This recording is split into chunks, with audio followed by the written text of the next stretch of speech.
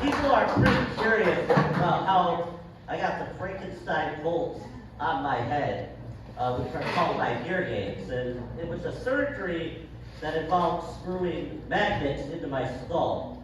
And I'll never forget this surgery.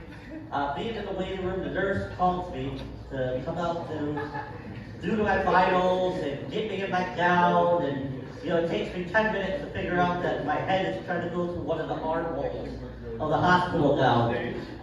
And eventually she goes, okay, I'm gonna go and get your parents.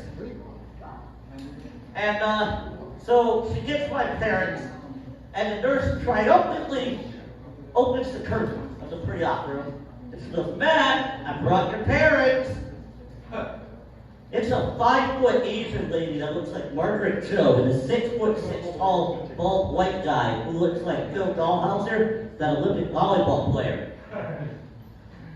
And immediately I thought, I knew it! I've been adopted the whole time and didn't know it. And I'm like, this family is rich. My real family, I'm gonna be like a true millennial. I'm just gonna sit home all day and rue all the ways that society has screwed me over. And meanwhile, they're both looking at me, my parents. And the one lady's like, I'm pretty sure my kid was taller. And the other guy looks at me and he goes, that's not our son. Do you know how devastating it is to build up this fantasy for 30 seconds of what your life could be, to have it completely ripped away from you? So the nurse immediately closes the curtain. And she must think it's a wall, and that I can't hear her because I'm hearing impaired. Because I hear her go, oh, there's 2 Matthews. Because Matthew's not a common name like West or Apple or toilet. So, as I'm trying to, recover from my soul-crushing fantasy, I realize that this is how babies get switched at birth. Because a baby can't look at the nurse when they're like, oh, I'm going to bring in your parents now, and be like, that's not my meal ticket for the next 18 years. 35 if I want to go to college, with the way that college is now. 55 if I want to have a social life and a car and friends. And at that point, you might as well try to hope that your meal ticket lives long enough for Social Security to kick in. So, as I'm coming there, and she brings my real parents, which is really disappointing after you think that you're going to get cooler parents.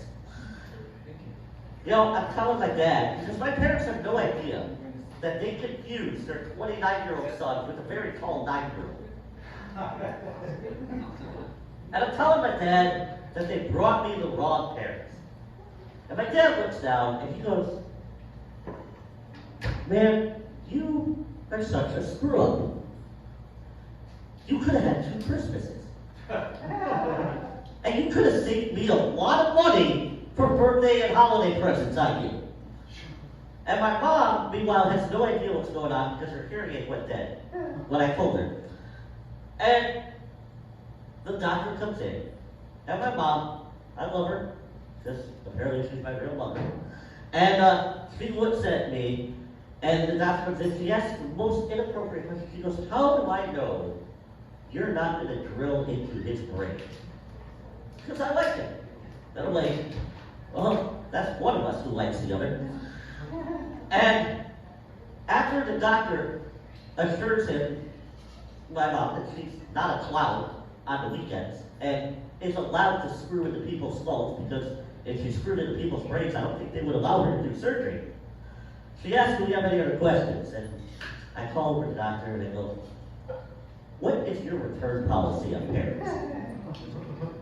Because these 2 aren't doing it anymore for me. Like, is it like a car that depreciates off the lot after, you've been with it for 5 seconds? Because I'm willing to take a discount on value for new parents. I'm not asking for Julia Roberts and Owen Wilson, like Augie got in Wonder. Okay?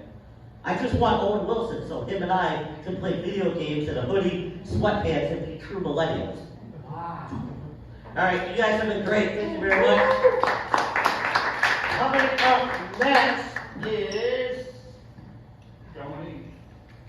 no, Burritos. You left. Okay, Dominique. Hey! Woo!